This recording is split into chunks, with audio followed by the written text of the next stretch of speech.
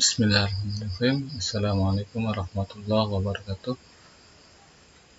Bagaimana kabarnya anak-anak semua? Semoga kalian senantiasa diberikan kesehatan oleh Allah Subhanahu wa taala dan senantiasa diberikan rahmat dari Allah Subhanahu wa taala. Amin amin ya rabbal alamin.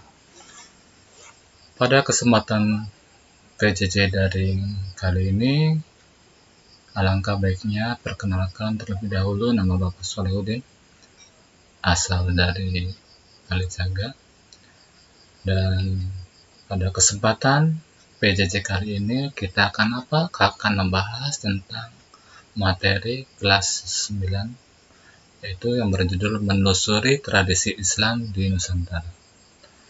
Namun marilah kita berdoa terlebih dahulu supaya kita mendapatkan ilmu yang bermanfaat. Amin amin ya rabbal alamin. Berdoa mulai. Selesai.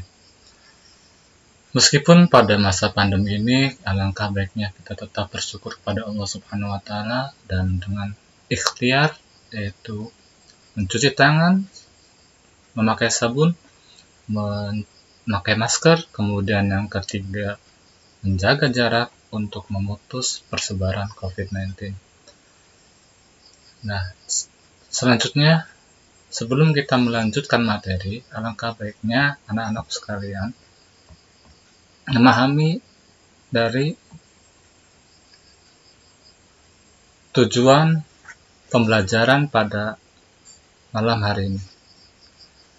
Yang pertama, setelah mengikuti proses pembelajaran, peserta didik diharapkan dapat menjelaskan tradisi Nusantara sebelum Islam seperti apa, menyebutkan pengaruh kebudayaan Hindu-Buddha dalam kebudayaan Indonesia, kemudian menyebutkan seni Islam yang berkembang di Nusantara, menyebutkan tradisi atau budaya Islam yang berkembang di Nusantara, kemudian dapat menjaga kelestarian tradisi Islam seiring dengan perkembangan zaman. Itulah tujuan pada pertemuan kali ini. Marilah kita lihat pada konsep. Nah, sebelum kita melanjutkan materi tersebut, alangkah baiknya kita mengetahui arti per kalimatnya. Menelusuri, apa itu menelusuri? Apa itu tradisi? Apa itu Islam? Apa itu Nusantara? Jadi, dalam memahami suatu masalah, kita harus memahami per kalimatnya seperti apa, kemudian yang dimaksud dalam kalimat tersebut apa. Marilah kita bahas kembali lagi. Menurut Kamus Besar Bahasa Indonesia, menelusuri artinya menelaah, menjajaki, mengusut. Itu menurut Kamus Besar Bahasa Indonesia. Kemudian tradisi, apa itu tradisi? Ada yang tahu? Tradisi yaitu adat kebiasaan turun-temurun dari nenek moyang yang masih dijalankan di masyarakat, penilaian atau anggapan bahwa cara-cara yang telah ada merupakan yang paling baik dan benar. Islam menurut Kamus Besar Bahasa Indonesia yaitu agama yang diajarkan oleh Nabi Muhammad SAW berpedoman pada kitab suci Al-Quran yang diturunkan ke dunia melalui wahyu Allah Subhanahu wa taala. Sedangkan Nusantara yaitu seluruh wilayah kepulauan Indonesia yang di dalamnya mencakup adat istiadat, kemudian bahasa, pakaian adat, dan lain-lain.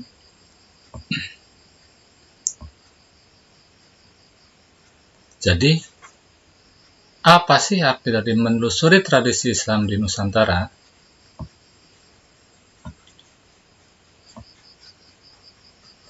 Yaitu menelaah, menjajaki, mengusut adat kebiasaan turun-temurun dari nenek moyang yang masih dijalankan di masyarakat, penilaian atau anggapan bahwa cara-cara yang telah ada merupakan yang paling baik dan benar yang dibawa para ulama dan saudagar Muslim, Persia, India, Cina, selaku pendatang dengan proses akulturasi budaya lokal. Apa yang berasal dari Rasulullah, ada yang bersifat agama, ada yang bersifat budaya. Ada yang berdasarkan wahyu dan ada yang berdasarkan pendapat beliau pribadi. Yang bersifat agama dan berdasarkan wahyu mutlak harus dipatuhi. Yang bersifat budaya dan pendapat pribadi tidak harus diikuti. Perspektif ini menjelaskan keharusan membedakan agama dan budaya, tidak dicampur adukan. Kemudian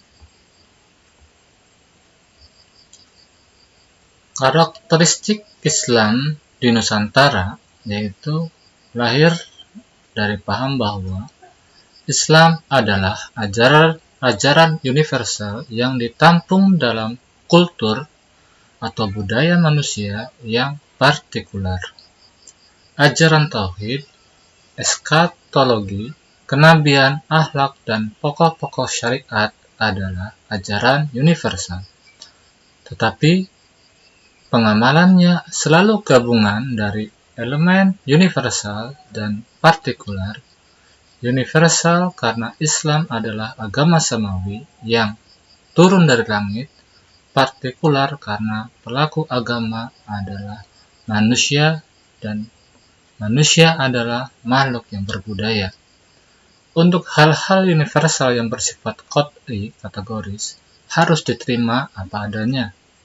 Tetapi untuk hal-hal yang partikular yang bersifat zonni tidak harus dijiplak tanpa proses adaptasi. Islam Nusantara memilih yang universal dengan yang partikular. Ajaran universal diterima apa adanya, sedangkan yang partikular dikawinkan dengan ekspresi budaya lokal. Banyak contohnya untuk bab ini, untuk karakteristik yang pertama, seperti acara-acara ritual dari budaya lokal, kemudian dimasukkan unsur-unsur Islami, kemudian kebiasaan-kebiasaan lokal diganti dengan yang sesuai syariat, namun tujuannya sama. Kemudian karakteristik yang kedua, Islam yang ada di Nusantara, anggapannya bahwa Islam adalah agama yang komprehensif. Semua aspek kehidupan manusia telah diatur oleh Islam dan bisa dijadikan rujukan kepada teks Quran dan Sunnah. Ucapan, perbuatan, dan ketetapan Nabi pedomannya jelas, yaitu hadis Nabi riwayat Muslim. Saya ini manusia, jika aku perintahkan kalian dalam urusan agama, maka patuhilah. Namun, jika aku memerintahkan sesuatu berdasarkan pendapatku, maka aku ini manusia biasa. Hadis riwayat Muslim dari Rafi ibn Khudaij. Dalam riwayat lain berbunyi, kalian lebih mengerti urusan dunia kalian. Hadis riwayat Muslim dan Anas oleh Imam Nawawi penulis Syarah Muslim. Contohnya banyak juga untuk hal ini. Dalam kehidupan sehari-hari kita sering mengalami. Pada suatu hari, Nabi juga pernah bertemu dengan seorang jenderal, seorang panglima perang. Bukannya Nabi tidak bisa untuk mengatur perang, tapi Nabi menerima pendapat dari Umar bin Khattab dan dari lain-lainnya. Kemudian bertemu juga Nabi dengan seorang petani. Urusannya bukan Nabi tidak bisa bertani, tinggal bagi Nabi itu gampang. Gampangnya apa? Tinggal minta sama Allah, pasti Allah kabul. Tapi sebagai manusia biasa, untuk dikenal oleh orang lain, maka dipercayakan oleh para ahlinya. Itu seperti ada seorang petani, kemudian Rasulullah bertemu, bagaimana cara bertani yang baik di musim seperti ini. Akhirnya petani itu memberikan penjelasan berdasarkan pengalaman saya bertahun-tahun, kalau musim seperti ini harus seperti ini. Apa Nabi Muhammad melarangnya? Tidak, Nabi Muhammad memperbolehkannya. Kemudian ada lagi ketika sholat, Rasulullah SAW itu melihat surga yang terbuka lebar di langit. Setelah itu Nabi Muhammad SAW menanyakan kepada jamaahnya, yaitu apakah di antara kalian ada yang membaca doa selain yang aku ajarkan?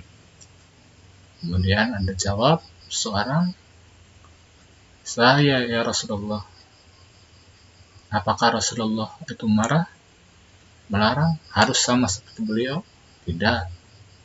Rasulullah memberikan contoh, ikutilah bacaan fulan ini, karena di saat beliau membaca, langit itu terbuka lebar. Apa yang biasa dibaca kalau dalam sholat? Allahu Akbar kabira walhamdulillah katsira, itu yang dibacanya. Itu salah satu contoh, dan banyak contoh yang lainnya yang harus kita cari.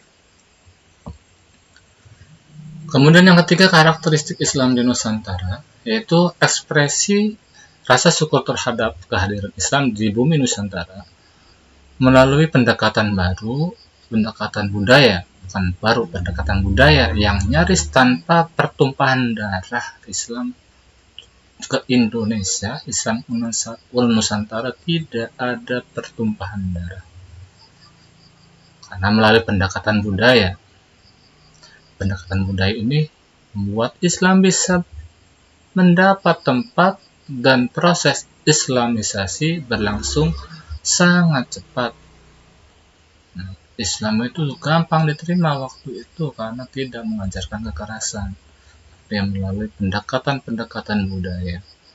Akhirnya banyak raja-raja yang ingin belajar Islam dari para wali.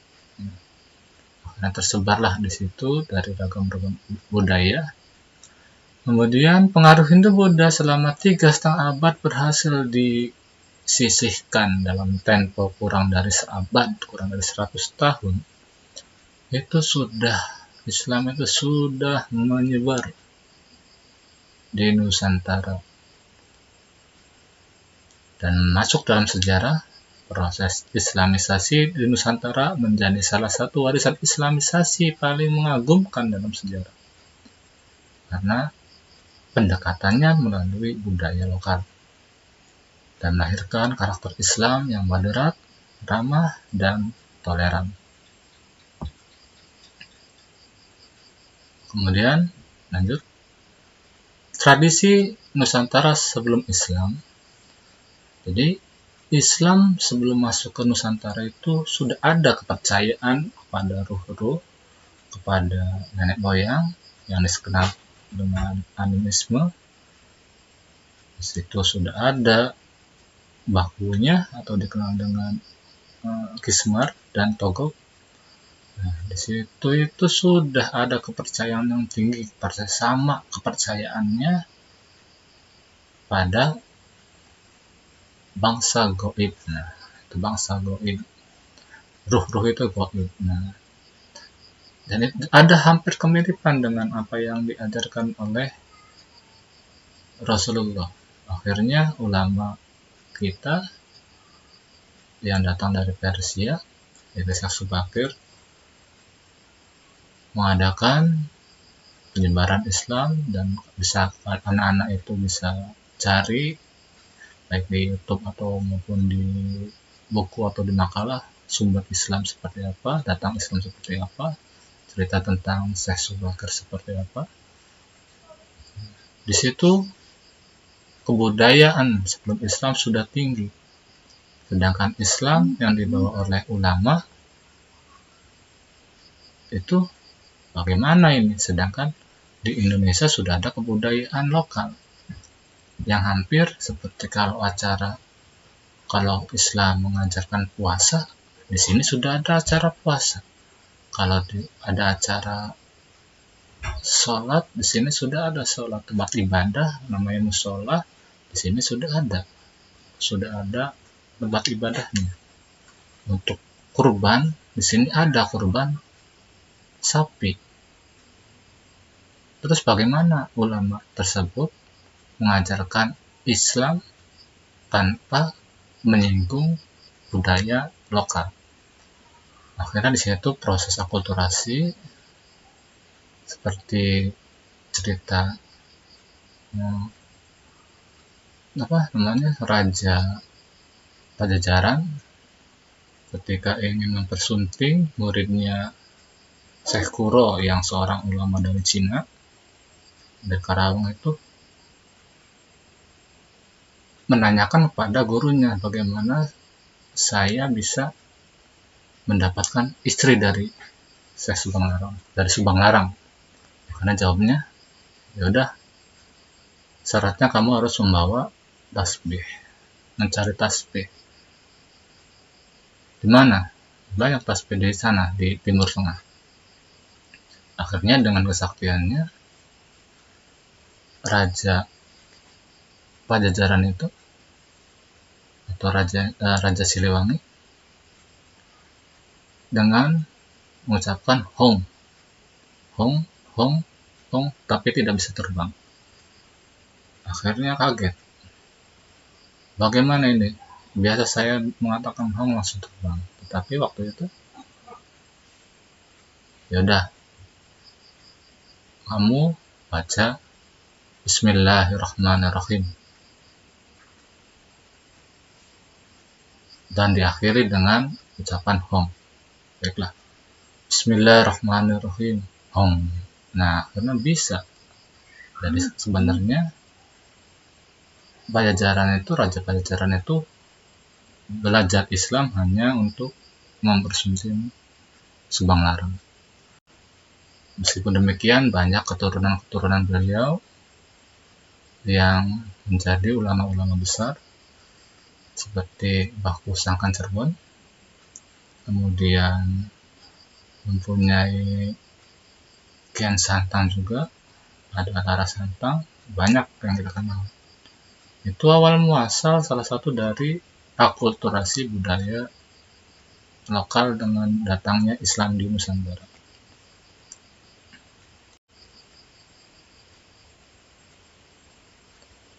Nah, tadi akulturasi budaya Islam. Nah, tadi disebutkan akulturasi. Akulturasi merupakan proses percampuran antara unsur kebudayaan yang satu dengan kebudayaan yang lain sehingga terbentuk kebudayaan yang baru tanpa menghilangkan sama sekali ciri khas masing-masing kebudayaan lama, seperti contoh-contoh tadi ya.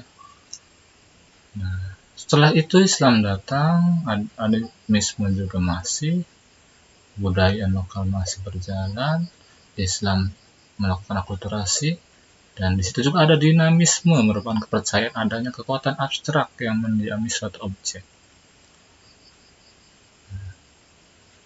Bentuk budaya sebagai hasil dari proses akulturasi tidak hanya bersifat kebendaan atau material, tetapi juga menyangkut perilaku. Dinamisme itu sudah bentuknya kekuatan abstrak, jadi kekuatan gaib atau di luar nalar. Seperti ada istilahnya macam-macam, ada Kapitayan, ada Sunda Wiwitan, itu salah satu aliran-aliran yang sudah mengandung dinamisme. Nah, di situ kita lihat contoh-contoh dari akulturasi, campuran budaya lokal dengan budaya luar. Setelah kita bahas tentang Islam, berarti kita kaitankan dengan Islam. Yang pertama di situ ada hadroh dari seni musik, kemudian tumpengan atau sekaten tuh, kemudian ada halal bihalal, kemudian ada tahlil, ada pawai obor, ada wayang, ada seni bangunan, ada seni masjid dari Demak atau Kudus. Nah, situ terjadi akulturasi. Kalau yang untuk rebana itu biasanya menggunakan yang namanya hadroh atau banjari ya, untuk menyambut kelahiran Nabi Muhammad SAW. Begitu juga untuk sekaten yang biasa dilakukan oleh daerah mana? Daerah Jawa Tengah.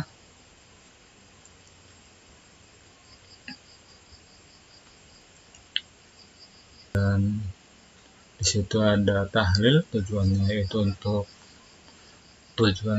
untuk mempererat persatuan dengan kumpul-kumpul. Dan halal bihalal juga sama sebenarnya tujuannya mempersatukan yang sebagaimana Islam ajarkan. Adapun halal bihalal itu bukan dari istilah Arab. Jadi halal bihalal itu asalnya dari istilah dari ulama kita, yaitu ulama dari Tambak Beras, Mbah Wahab Hasbullah. Karena waktu itu Soekarno meminta kepada Mbah Wahab, karena waktu itu politik sangat panas, saling bermusuhan, sedangkan persatuan harus tetap dijaga, maka Soekarno itu meminta kepada Mbah Wahab Hasbullah bagaimana caranya, yaitu dengan cara diundang mereka atau ajak masyarakat untuk saling halal bihalal. Halal bihalal itu karena kalau saling bermusuhan itu termasuk sudah haram. Bagaimana cara menghalalkan, yaitu dengan halal bihalal, bukan silaturahmi. Karena halal bihalal itu saling bertemu menghalalkan yang salah, yang dosa menjadi halal. Itulah istilah dari halal bihalal, bukan dari Arab, tapi dari budaya lokal dari ulama kita, Wahab Hasbullah. Kemudian dari wayang kulit itu akulturasi dari Buddha Hindu, tapi dimodifikasi oleh Sunan Kalijaga dengan istilah-istilah ada Gareng, Petruk, dan lain-lain. Kemudian ada Pandawa Lima, itu sebenarnya hanya sebuah istilah-istilah, yang digambarkan dalam suatu wayang, ya. Dan pawai obor biasanya untuk menyambut tahun baru Islam, kemudian menjelang Ramadan. Di situ juga banyak diterapkan di daerah-daerah kalau menyambut Ramadan, itu merupakan akulturasi juga. Kemudian ada lagi dari bentuk bangunan masjid. Kenapa bukan memolo, tapi bangunan seperti kuil? Nah, itu karena menjaga tradisi lokal, ya. Karena orang yang menghormati sejarah itu lebih utama, ya, daripada tidak pernah ingat sejarah sama sekali. Kita lanjut.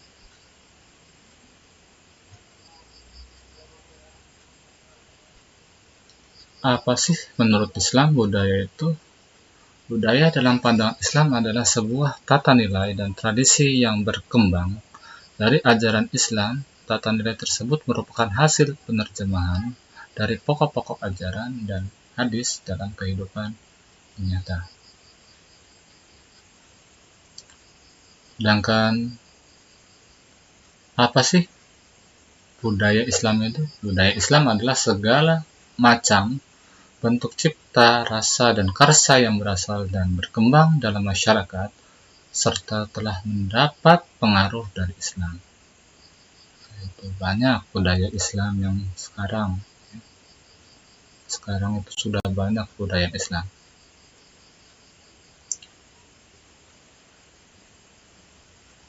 Apa sih yang dimaksud dengan tradisi Islam? Nah, tradisi Islam adalah kebiasaan atau adat istiadat yang dilakukan turun-temurun oleh masyarakat dan di dalamnya mengandung ajaran-ajaran Islam. Seperti contoh-contoh disebutkan tadi.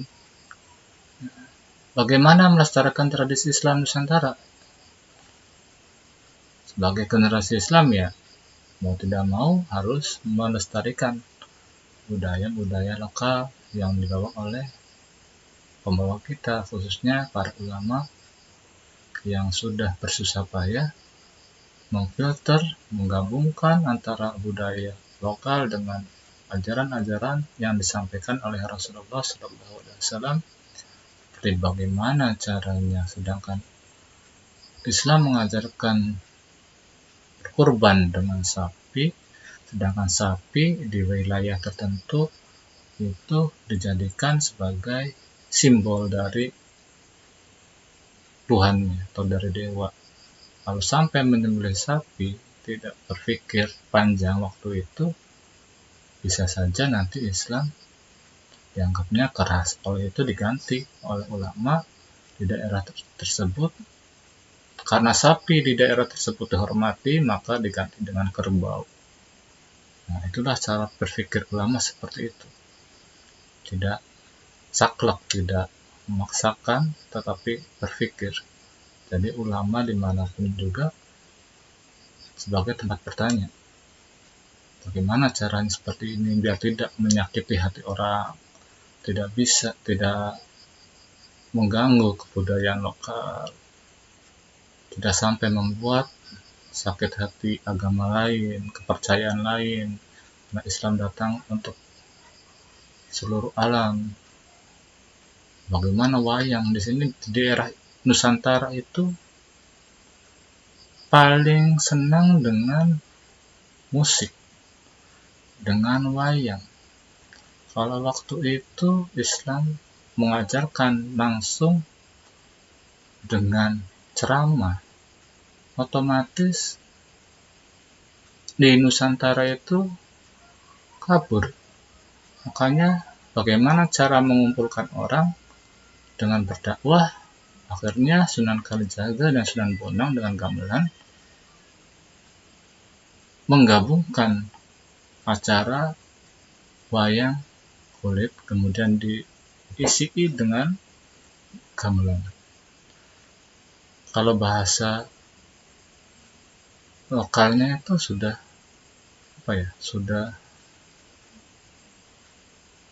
mengikuti kebudayaan lokal. Jadi jangan aneh kalau sekarang banyak cara berdakwah, ada yang di diskotik, kemudian ada yang di gereja, ada yang di mana-mana. Kalau tidak kita sebagai orang Islam, siapa yang akan menyampaikan ajaran Islam kepada mereka? Adapun hidayah itu pasti datang dari Allah, bukan kita yang memaksakan kehendak. Seandainya di tempat ibadah lain kita angkat tangan, padahal mungkin ada karyawannya yang non-muslim, sedangkan keimanan mereka itu harus tetap dijaga. Bagaimana caranya? Kemudian kalau tidak dilestarikan oleh generasi muda sekarang, apalah jadi negara kita, Nusantara kita akan seperti apa? Itulah kita harus tetap melestarikan budaya lokal, karena keimanan tetap kita pada Allah Subhanahu wa Ta'ala, tetapi menjaga kerukunan merupakan kewajiban kita, menghormati agama lain merupakan kewajiban kita. Semua keamanan, kedamaian itu kewajiban kita sebagai Islam. Jangan sampai Islam dijadikan salah oleh beberapa orang, tapi tunjukkan Islam adalah rahmat lil alamin, rahmat bagi seluruh alam. Itulah kewajiban dari generasi muda melestarikan budaya lokal. Lanjut. Nah, setelah itu yang kita bahas itu kita coba latihan dengan mengerjakan tugas. Nanti dikerjakan di Google Classroom. Jawabannya bisa. Jadi ada beberapa, selebihnya anak-anak bisa mencari referensi dari sumber lain, karena yang Bapak sampaikan hanya sedikit ya. Semoga bermanfaat. Dan ini isiannya. Dan Bapak tahu apa yang Bapak sampaikan dari awal sampai akhir tidak mungkin kalian hafal semuanya, hanya beberapa. Dan itulah hidayah Allah itu di situ. Tidak semuanya didengar, tapi yang didengar itu yang kita butuhkan untuk kehidupan kita sehari-hari. Nah, mungkin cukup penyampaian materi dari Bapak, kurang lebihnya lupa minta maaf. Assalamualaikum warahmatullahi wabarakatuh. Jangan lupa bersyukur. NKRI harga mati. Belajar sampai mati. Terima kasih. Assalamualaikum warahmatullahi wabarakatuh.